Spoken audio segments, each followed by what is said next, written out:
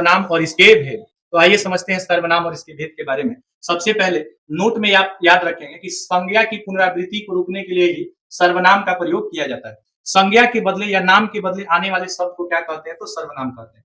संज्ञा या नाम के बदले आने वाले शब्द को सर्वनाम कहते हैं। सर्वनाम के कुल कितने भेद होते हैं? तो 6 भेद होते हैं। संज्ञा के 5 भेद होते हैं, जबकि सर्वनाम के 6 भेद होते हैं। पहला भेद आपका आता है पुरुषवाचक सर्वनाम, जैसे मैं, हम लोग, तुम, आप, वह, वे लोग, इन सबको हम लोग कहते हैं पुरुषवाचक सर्वनाम।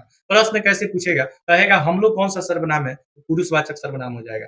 अब इसके बाद आता है निश्चयवाचक सर्वनाम। निश्चयवाचक सर्वनाम क्या होता है? तो यह को, वह को, ये और वे को निश्चयवाचक सर्वनाम कहा जाता है। आप याद रखिएगा कि यह और वह के साथ हमेशा एक वचन आता है, और वह वे के साथ, ये और वे के साथ हमेशा बहुवचन आता है, बहुवचन संज्ञा आता है, बहुवचन संज्ञा। तो यह को, वह को, ये को, वे को हम लोग क्या कहते हैं? निश्चयवाचक सर्वनाम कहते हैं। जैसे यह एक स्कूल है, तो यह हो जाएगा निश्चयवाचक सर्वनाम।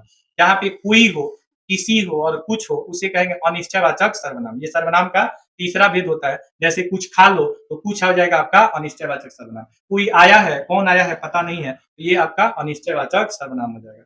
किसी ने मेरी कलम चुरा ली है, किसने चुराई है ये पता नहीं है, अनिश्चयवाचक सर्वनाम हो जाएगा। ठीक है। इसके बाद जो सर्वनाम आता है उसको हम लोग कहते हैं निश्चयवाचक सर्वनाम। निश्चयवाचक सर्वनाम, निजवाचक सर्वनाम। निजवाचक सर्वनाम क्या होता है? जैसे स्वयं हो गया, या खुद हो गया, या अपने आप को कहेंगे निजवाचक सर्वनाम। जैसे मैं स्वयं चला जाऊंगा, मैं स्वयं अपना काम कर लूंगा, मैं अपने आप अपना काम कर लूंगा। ठीक है। वह स्वयं, ठीक है, उसने स्वयं बाघ को मारा। इस तरह का जो सेंटेंस होगा, इस तरह का जो वाक्य होगा, उसको कहेंगे निजवाचक सर्वनाम। संबंधवाचक सर्वनाम क्या होता है? जो गरजता है सो बरसता नहीं, जो गरजता है वो बरसता नहीं, जो मेहनत करेगा सो सफल होगा। इस तरह का सर्वनाम जो और सु होगा, जिसका उसका होगा, उस सर्वनाम को हम लोग कहेंगे कर भला तो हो भला। ठीक है।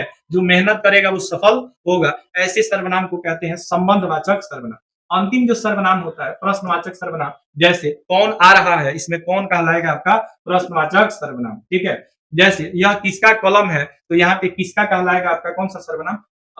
प्रश्नवाचक सर्वनाम। तुम क्या खाए हो, तुम क्या खाए हो, तो ये हो जाएगा आपका प्रश्नवाचक सर्वनाम। जैसे तुमने गाड़ी को कैसे स्टार्ट किया, किससे स्टार्ट किया, तो यहाँ पे कैसे हो जाएगा प्रश्नवाचक सर्वनाम। तो संज्ञा के बदले आने वाले शब्द को सर्वनाम कहते हैं। सर्वनाम के कुल 6 भेद होते हैं, जिसमें पुरुषवाचक सर्वनाम, निश्चयवाचक सर्वनाम, अनिश्चयवाचक सर्वनाम, निजवाचक सर्वनाम, संबंधवाचक सर्वनाम और प्रश्नवाचक सर्वनाम होता है। तो थैंक यू बने रहने के लिए, देखने के लिए। अगर मेरा वीडियो अच्छा लगा हो तो चैनल को सब्सक्राइब कीजिए, वीडियो को लाइक कीजिए, शेयर कीजिए और साथ ही कमेंट कीजिए और बताइए कि ये